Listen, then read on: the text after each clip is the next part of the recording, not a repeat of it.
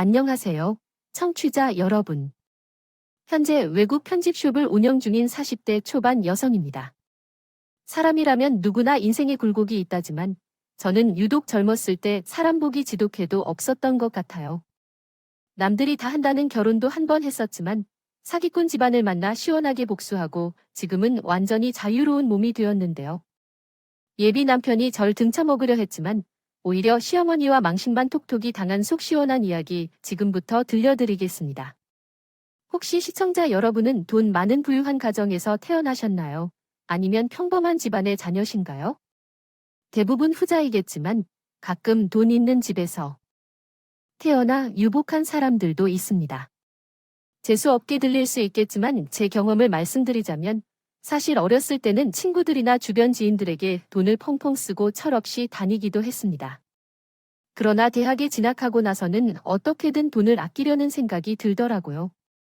졸업 후 만난 남자친구에게도 마찬가지였습니다.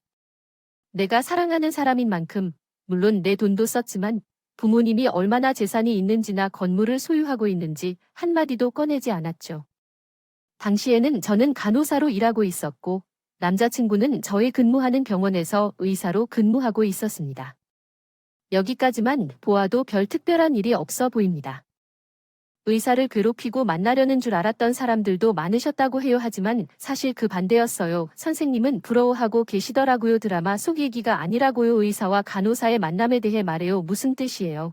다 알아요. 선생님 남자친구가 여기 병원에 있잖아. 담아내셨네요. 선생님 조금 농담 그만하세요. 좀 민망해요. 알겠어요.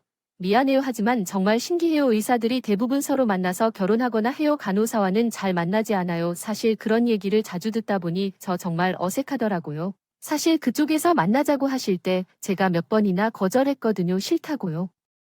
그래, 그랬어. 그랬더니 뭐라고? 자기 안 만나준다고 의사인가 뭐인가 다 그만두고 방구석에만 있을 거라고 협박하자 협박을 하더라고요. 그러니 어쩌죠? 사람아, 나 살리는 척하고 만난 거죠 뭐. 진짜. 너 정말이야. 그 샘을 엄청 사랑하나 봐. 세상에 그런 남자가 어딨어. 너무 부럽다. 정말. 그렇구나. 감사해. 샘도 적당히 만나다가 빨리 결혼해. 요즘 세상이 너무 흉흉해서 그런 건지 별의별 남자가 많대. 얼마 전에 나 깜짝 놀랐잖아. 그래? 아니, 왜 그래? 무슨 일 있었어요? 아니라는 말과 함께 내 친구가 의사인 줄 알고 시집을 갔다가 의사 면허가 없는 남자가 의사인 척하고 병원을 운영했다는 얘기를 들었어요. 말로만 듣던 사실로 일전에는 사무장이었던 병원이었는데 안 들킬 줄 알았던 것이 경찰에서 조사가 나와서 완전히 병원이었고 집도 풍비박살났대요. 의사 집안이라 돈이 있고 없고 상관없이 혼수조차 엄청 비싸게 받아봤지만 결국은 사기로 이어지고 이혼 소송까지 간다더라고요. 다행히 저희 병원은 그런 일은 전혀 없으니까 이 쌤은 엄청나게 복받은 것 같아 부러워요. 경동에서 같이 일하시는 선생님께서도 비슷한 얘기를 듣니 이젠 사람들 만나는 게 싫어지고 빨리 한 사람을 만나 결혼해야겠다고 생각했대요. 예비 신랑은 저희 집안이 평범한 줄로 알고 있었기 때문에 이런 사람이라면 평생을 같이 살아도 괜찮겠다 싶었죠. 그러한 상황에서 양가 상견례까지 무사히 치러지고 결혼식이 한 달쯤 앞으로 다가온 상황이었습니다. 그러나 그때부터 문제가 시작되었습니다. 예비 신랑이 자기 친척들의 경조사에 데리고 다니고 싶어 했더라고요. 결혼 전에 그런 일들을 미리 알아두는 것이 편할 것이며 좋겠다고 했어요. 이것까지는 이해했지만 예비 시어머니마저 2일에 한 번씩은 제게 전화를 걸거나 찾아오셨습니다. 일과 결혼 준비로 벙찌고 있는 바쁜데 심지어는 제게 모임에 부르겠다고 해서 몸과 마음이 지치게 됐습니다. 아무도 제 입장을 이해해주는 사람이 없는 듯해서요. 서러운 마음까지 들었습니다. 아이고, 우리 예진이가 이렇게 자주 와줘서 얼마나 고마운지 모르겠어요. 아직 결혼 전이긴 하지만 곧 우리 식구들 사람이니까 편하게 생각해. 응, 오랜만에 동창을 만나기로 약속했어요. 왜 그러세요? 제가 꼭 있어야 하는 일인가요? 아니야, 오늘 올 수 있다고 같이 떡이나 만들까 하고 내가 재료 사다 놨거든. 너 떡을 좋아한다고 해서 이따가 고모들도 올 거야. 너 엄청 보고 싶어 하거든. 안 해. 죄송하지만 오늘은 좀 그렇고요. 나중에 고모님들께 따로 인사드리러 갈게요. 어머님 잘 말씀해 주세요. 아니요. 서로 바쁜데 시간 맞추기가 쉽지 않잖아요. 오늘 그냥 잠깐 얼굴만 보고 가면 안 될까요? 고모들이 말이 많은 스타일이라 내가 없으면 왜 안 왔냐고 한마디씩 계속 그래요. 아, 저도 좀 난감하네요. 어머니, 오랜만에 보던 거라서요. 친구는 그래도 마음먹으면 언제든지 볼 수 있잖아요. 한 번만 양보해주면 안 될까요? 내가 점심 맛있는 거 사줄게요. 자기야, 엄마가 이렇게까지 말씀하시는데 거절하는 것도 예의가 아니지. 자기가 오늘 약속은 좀 미루고 고모들 얼굴 보고 가자어. 잠깐만 자기야, 우리 방에서 잠시 얘기 좀 해요. 자기야, 고모님들은 다음에 보면 안 되는 거야? 왜 꼭 나 약속 있을 때만 친척들은요? 부르셨나 여쭤보신 거면 어머님, 미안해. 엄마는 그냥 예진이랑 가까워지고 싶으시니까 그러시는 거죠. 이번 한 번만 만나주면 다음에는 잘 말씀드릴게요. 좀 봐주시겠어요? 아니, 솔직히 한두 번도 아니라 은근히 스트레스 받는 거 알아요. 지금 결혼 전부터 이래서 결혼하면 왜 이래? 미안하다니까. 그리고 솔직히 고모들 와도 너 설거지 시키거나 막 부려먹는 사람도 없잖아. 안 그래? 우리 엄마 정도면 진짜 1등 시어머니라니까. 아무리 1등 시어머니라도 불편한 게 불편한 거라고. 내 가족도 아닌데 당연한 게 아니잖아. 아무튼 자기 내 말 명심해. 다음부터는 약속 있으면 못 돼요. 걸로 꼭 말씀드리기로 알겠어요. 여보, 그때까지만 해도 어머님이 예비 며느리를 자랑하고 싶은 마음에 그랬겠거니 하고 좋게 생각하려 노력했습니다. 그런데 한 번 제가 숙이고 나니 저도 모르게 그 집안 가족이 아니라 도우미가 되어 있더라고 해요. 사건의 시작은 가족 여행이었습니다. 예진아, 우리 식 올리기 전에 좋은 추억도 만들 겸 여행 다녀올까? 여행이라고? 그래, 여행 좋지. 해외 아니면 국내. 어차피 신혼여행은 해외로 갈 거니까 제주도라도 다녀오는 거 어때? 내가 괜찮은 숙소 알아봤어. 정말? 아, 재밌겠다. 오랜만에 가는 거니까 와인도 마시고 맛있는 음식도 먹으면서 나 마사지도 받고 그러자. 근데 이번에 부모님과 누나들도 모두 함께 갔다 온다면 어떨까? 결혼 전이니까 가족여행을 가자고 다들 날려서 그러는데, 아니야. 결혼식도 아직 올리지 않은데 무슨 가족여행이야? 물론 가족이기 때문에 함께 보아야 할 측면이 있지만 너무 자주 보게 되면 내 입장에서 조금 부담스러워네. 아이 나는 그런 생각은 전혀 들지 않아. 중간에서 잘하면 돼요. 어찌 되든 호텔에서 방은 따로 예약해서 밥은 같이 먹고 나머지는 우리끼리 노는 거야. 그래. 그러나 어른들이 함께 계시는 것이 고려되면 여전히 같이 다녀야 할 필요가 있지 않을까? 우리 부모님하고 누나도 그런 사람들 아니야? 얼마나 시원시원하다고 딱 보면 모르겠어. 그래. 어쨌든 불편한 일 없다 이거지 그럼. 그럼 우리 엄마가 의사가 되어도 한 번도 자기한테 뭐 해달라고 소리 안 하는 거 보면 몰라 자기는 진짜 우리 집만 만난 거 복 받은 거라니까. 이렇게까지 이야기를 하니 저도 그 당시에는 솔깃하더라고요. 다른 사람들보다 가족이 유난히 끈끈해 보이기는 했지만 그래도 아들이 가정을 읽으면 존중해 주시겠거니 하고 생각했습니다. 참 순전하고 어리석은 생각이었죠. 다른 사람도 아니고 가족이니까 제가 좀 이해해야지. 쉽게도 했고요. 그러나 서로 배려할 때나 가능한 얘기였습니다. 제게 배려라고는 일도 없었고 가족 여행에서는 전 가족이 아니라 도우미 이모가 되어 있었습니다. 자기야, 우리 엄마가 고기를 좋아하시니까 정육식당에 가자. 가격도 저렴하고 누나들도 좋아할 것 같아. 어때? 나는 고기가 좀 안 땡기는데 저녁에 고기를 먹고 점심에는 가벼운 걸 먹는 게 어때? 그럼 자기는 가벼운 걸 먹고 오라는 거야? 부모님하고 누나들과 가겠다. 아니, 나 참 여행까지 와서 따로 밥 먹는다는 건 말이 돼요? 그럴 거면 왜 같이 왔어? 각자 가지. 아니, 자기야. 자기야, 어른 모셔와서 어른 생각조차 하지 않고 자기가 먹고 싶은 것만 먹으려고 하는 건 좀 아닌 것 같아.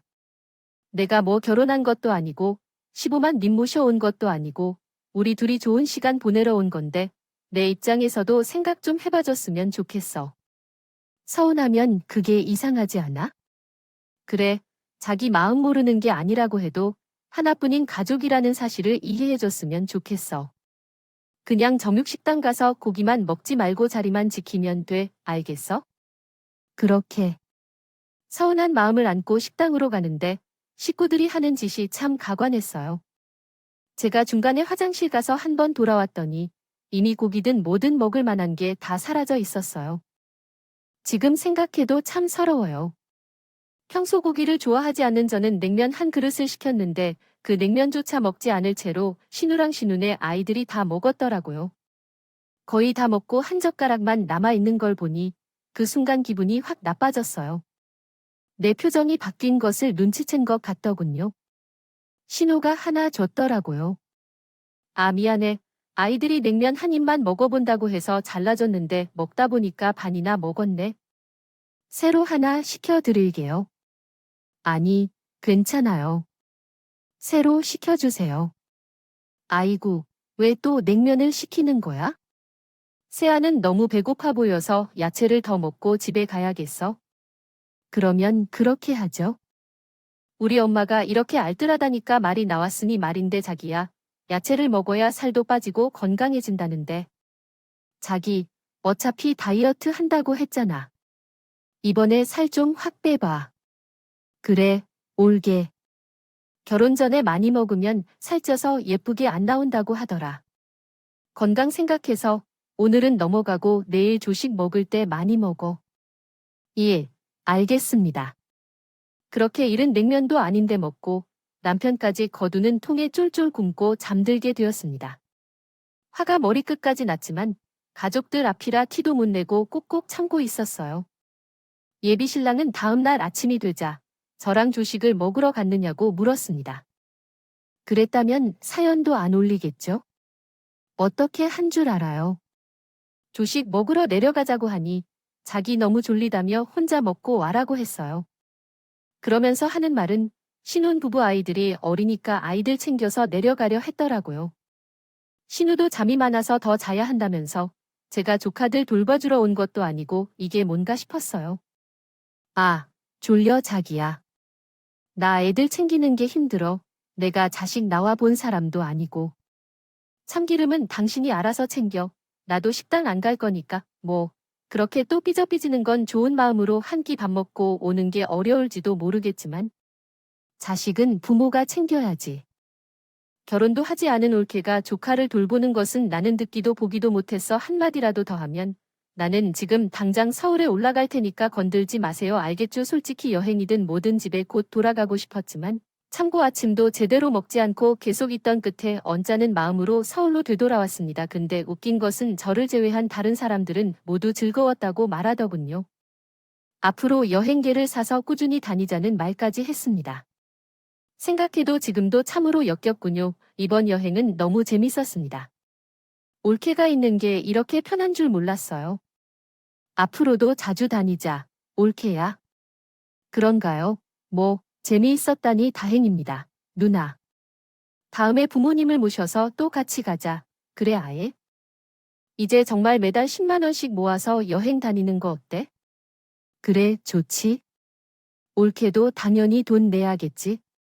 오, 저요 저는 결혼식 올리고 나서 이야기 드릴게요. 어휴, 결혼식까지 기다릴 때 뭐 하나요? 얼마나 남았어요? 한 식구 될 거니까 그렇게 말하지 마세요. 섭섭해 할 건데 그러면 누나. 예, 아직 서로 낯설어서 그런 거 같아 예진이도. 당연히 여행 같이 갈 거니까 엄마에게 얘기해줘. 그리고 누나네 애들 다음에는 우리 방에서 자도록 해. 누나 매일 애들 보느라 힘든데 왜 그러세요? 고맙습니다. 올케도 어찌되었든 나중에 아이를 낳게 될 텐데 좋게 생각해 주세요. 내 마음 알아줘요. 네. 웃음. 여기까지는 그래도 그러려니 하였습니다. 어떤 사람과 결혼하든 처음부터 시기하고 잘 맞는 사람이 몇이나 있겠어요? 편하거나 정 싫으면 여행을 하는 것이죠. 제가 안 가면 그만이니까 다 참고 이해하셨죠? 그런데 이후 우리 병원에 이상한 소문이 돌기 시작하였습니다. 선생님, 혹시 그 소문을 들었나요? 무슨 소문이에요? 우리 병원에 대한 이야기입니다. 사무장 병원이라는 얘기가 있더라고요. 사무장이라고? 설마, 아니죠. 나도 설마라고 생각했지만 얼마 전에 변호사들이 원장님 방에서 나오는 것을 직원이 보았대요. 정말이에요?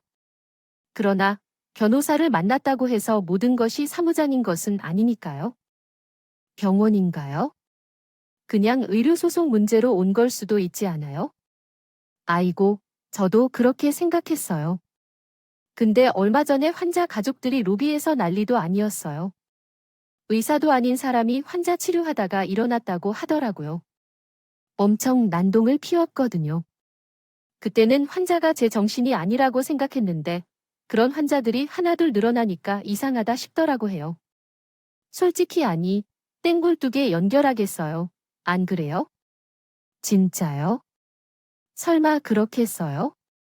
에이, 아닐 거예요. 그래도 저희 병원이 지역에서 꽤 알아주는 데잖아요. 뭐 그렇긴 하죠. 경찰 조사 끝나봐야 알겠지만 저는 영 찝찝하네요. 이 선생님 예비 신랑도 이 병원이라고요? 의사잖아요. 한번 확인해 보세요. 사람 일은 모르니까요.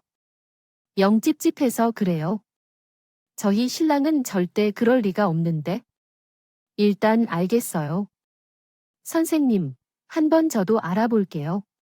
그때까지만 해도 다른 사람은 몰라도 예비 신랑만큼은 절대 아닐 거라는 생각이 확고했습니다. 참소해서 의대 간 거, 국가고시 한 번에 합격한 걸 너무나 당당하게 저한테 얘기했거든요. 어머님도 마찬가지셨고요. 저게 자기야, 우리 병원 사무장 병원이라는 소문이 있던데. 혹시 자기도 알고 있어? 사무장 병원. 누가 그런 말도 안 되는 소리를 해? 병원에 소문이 돌아 자기는 절대 아니라는 거야? 당연하지. 내 생각에는 우리 병원 실력이 너무 좋아서 모험하는 것 같은데 아니.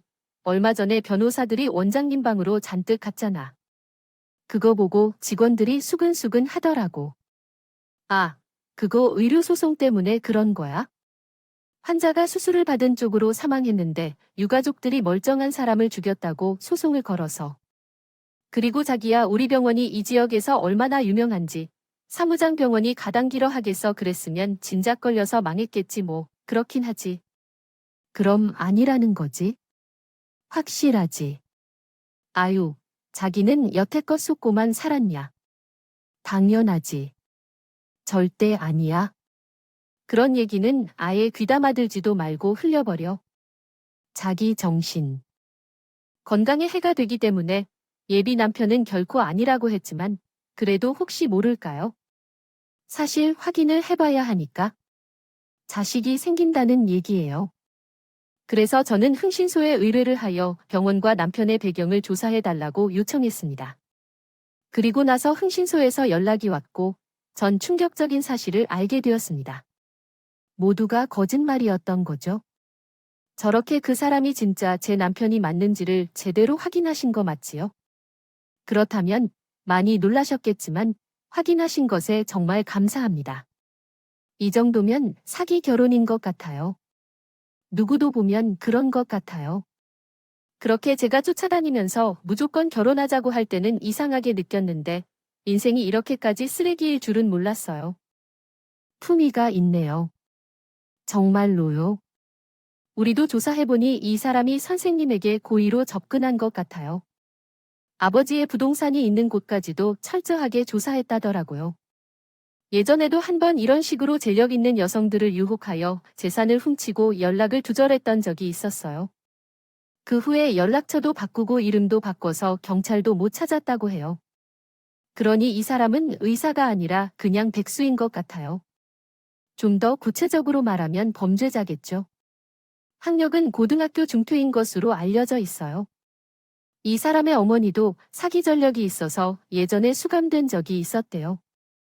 이 이야기를 들으니까 손에 힘이 빠지고 머리가 어지러워지더라고요.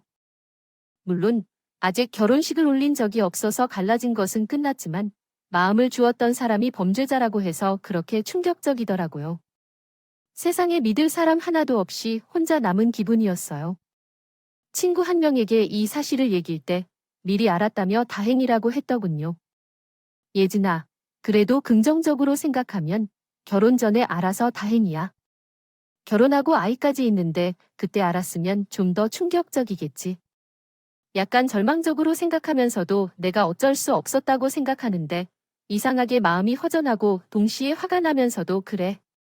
절대로 미련이 남은 건 아니지만 여태까지 속은 것을 생각하니까 나도 복수해주고 싶은 마음도 들고 그렇긴 하지만 원망하면서 살기보다는 시원하게 욕이라도 해서 마무리하는 게 더 좋겠지만 내 성격에 그런 일을 할 수 있을지 모르겠어.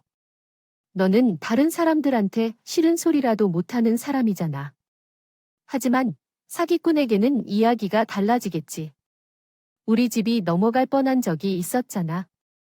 결혼 전에 어쩌다 여기저기 끌리길래 곰곰이 생각해보면 나를 빠져나가게 하려고 의도적으로 그러던 거였어.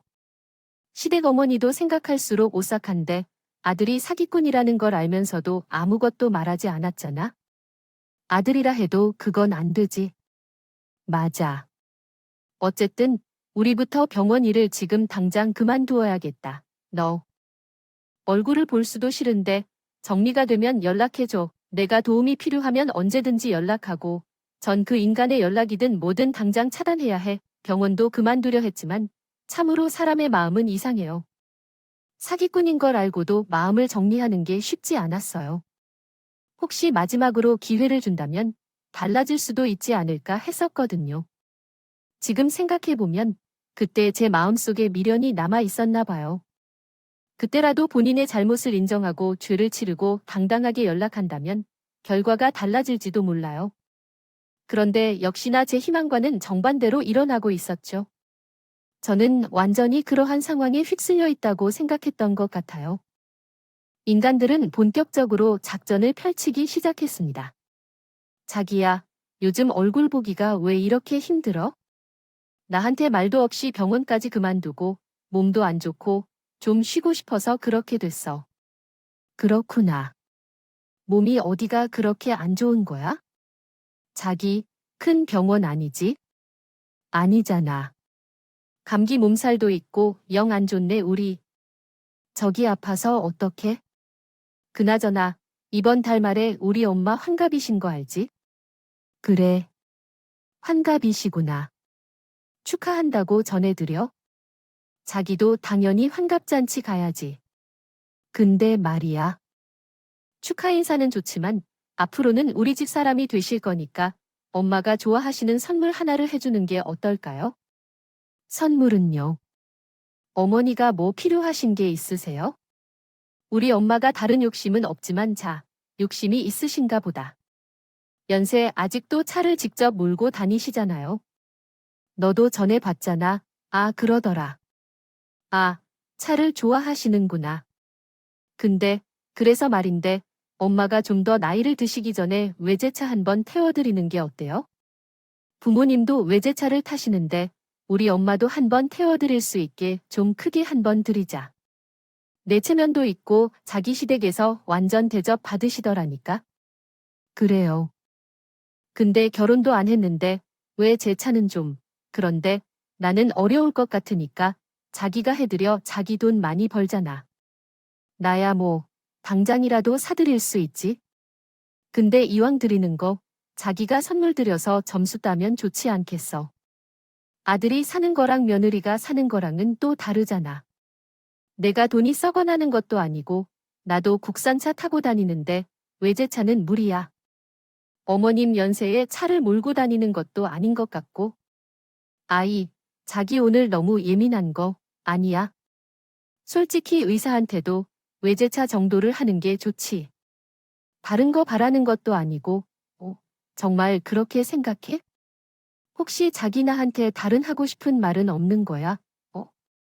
오늘 자기 좀 이상하다. 왜 이렇게 정색 모드야? 엄마, 외제차 하나 해주자. 자기야. 알았어. 그러면 내가 결혼식 전까지 외제차 어머님 앞에 딱 데려가면 되는 거지. 아이, 자기랑 이제야 말이 통하는 우리 엄마도 아들 의사 만들었다는 이유로 절대 시집살이 안 시킬 거래. 그러니 아깝다 생각 말고 기분 좋게 드리자, 우리. 웃음, 그래. 그렇다면 나도 기분 좋은 마음으로 드릴게. 첫 뽑으면 내가 연락 줄게. 그럼 솔직히 나이 많은 어머니가 무슨 외제차 욕심이 있겠습니까? 그걸 핑계 삼아 사기꾼 인간이 타고 다니면서 저를 등쳐먹는 걸까요? 입이 찢어지게 오는 그 인간을 보니 시원하게 개망신 한 번 주고 끝내야겠다는 생각이 절로 들었어요. 그 이후 저는 사물 하나를 사들고 예비 시어머니의 환갑잔치에 찾아갔습니다. 어머니, 저 왔어요. 환갑 축하드립니다. 아이고, 우리 혜진이 왔구나. 손에 들고 온 그 쇼핑백은 뭐예요? 혹시 명품이세요? 아니요, 명품보다 더 좋은 거예요, 어머니. 실은 어머니께서 외제차를 갖고 싶어 하신다고 하셨어요. 제가 특별히 준비했어요. 한번 풀어보세요. 아유, 그냥 한번 말해본 건데 외제차까지요? 너무 아까워서 어떻게 쓸지 모르겠다. 예, 그러나 이것은 차 키가 아니라 장난감 자동차입니다. 잘못 넣은 게 아닌가요? 어머니께 드리는 장난감 외제차예요. 이걸로 충분하시잖아요. 아닌가요? 아니, 이건 장난을 치는 게 아닌데요. 외제차예요. 진짜 차는 없는 거야? 네, 없는데요. 설마 진짜 받으실 줄 아셨어요? 얘가 정말 아니 기분 좋은 환갑날 분위기 망치로 작정했나? 정말 이게 다인 거야? 아니요. 이게 다라고 하시면 섭섭하죠. 이제부터 시작인데요. 어머니, 아니 이게 무슨 말이야? 뭐가 시작이야? 전 단상에 있는요. 스크린을 내리고 환갑잔치에 참석한 모든 사람들이 스크린에 집중했습니다. 전 리모컨을 눌러 문서들을 공개했습니다. 바로 남편 병원의 사무장이라는 증거물들이었어요. 예비신랑뿐만 아니라 시어머니와 누나도 스크린을 보고는 귀신을 보듯이 경악했고, 그리고 저를 향해 소리를 질렀습니다. 아니, 이게 대체 뭐냐? 사무장 병원, 결코 아니야. 니카 집게 뭔데 우리를 모함해고? 응.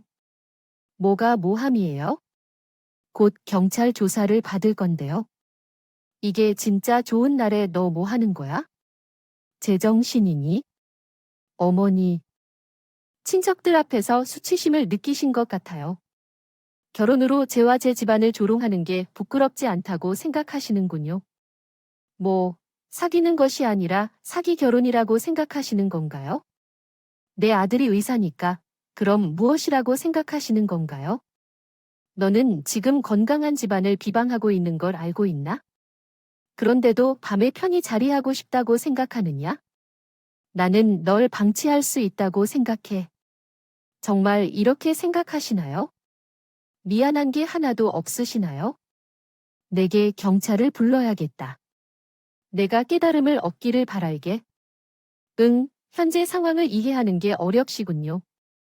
경찰을 부르면 잡히는 건 어머니 자식님이란 말이죠. 저희 아들이 지금 왜 잡혀가 있는지 물으신다면 사무장 병원에게서 진료비를 빼돌려서 결혼 후 재산을 편취하는 등 여러 여자들과 결혼하여 재산을 탈탈 털었다는 증거를 갖고 있습니다. 이제 전혀 빼도박을 할 수 없다 이야기입니다. 이런 사실이 전혀 사실이 아닌데 굳이 모의하고 있는 건가요? 뭔가 더 없는 것 같아. 당신이 이렇게까지 나아가는 이유가 뭐죠? 제가 쓰러져서 죽는 것을 보고 싶어 하는 건가요, 어머니? 처음에는 미련하게도 그냥 조용히 끝내고 싶었어요. 경찰에 신고하면 그 인간은 죄값을 치게 될 것이기 때문이죠. 그러나 그 인간이 외제차를 사주겠다는 말을 하자 이런 생각이 들었습니다. 끝까지 호구로 취급당하는 인간은 좀 그렇죠. 망신을 당하고 싶다는 생각이 들었네요. 제 아들이 사기꾼인 것을. 친척들도 다 알아야만 피해를 입지 않을 텐데요. 아니죠. 가족끼리 사기를 치는 경우도 많은 세상인데요. 당장 나가라고 지금 당장 나가세요. 저는 호탕하게 웃으며 퇴장했는데 당연히 잔치가 순식간에 아수라장이 되었습니다. 아들이 양심적인 의사인 줄 알았는데 어르신들은 분노하셨어요. 예비 시어머니는 그들을 달래느라 분주했고 그 광경을 보니 기분이 상쾌했죠. 이혼은 어떻게 했느냐고요? 당연히 해당 병원을 경찰에 신고하여 예배 신랑은 죄를 밝혀내게 되었습니다. 전에도 결혼을 전제로 만난 여자들에게 재산을 빼앗아 해외로 도주한 적도 있었다. 저도 역시 아빠가 건물주인 것을 알고 미리 접근한 거였죠. 알면 알수록 씁쓸했지만 지금이라도 알아 빠져나와서 다행이라고 생각했습니다. 그렇게 1년이란 시간이 흘렀고 저는 옛 기억은 깨끗하게 버리고 새로운 삶을 준비하고 있었습니다. 평소에 하고 싶었던 디자인 공부를 하려고 외국으로 유학을 준비하고 있었거든요. 우리 아빠는 하나뿐인 딸이 사기꾼 집안을 만나 바혼까지 한 것이 마음에 걸리셨는지 내가 하고 싶은 공부가 있다면 거부할 이유 없다며 돈을 지원하겠다고 하더라고요. 그렇게 어학원에 다니며 준비를 하고 있는 중이에요. 낯선 번호로 전화가 왔어요. 안녕. 여기 예진이 맞습니까? 네, 누구세요? 예진아, 나야. 희철이의 엄마야. 잘 지냈니? 전화한 이유가 있어?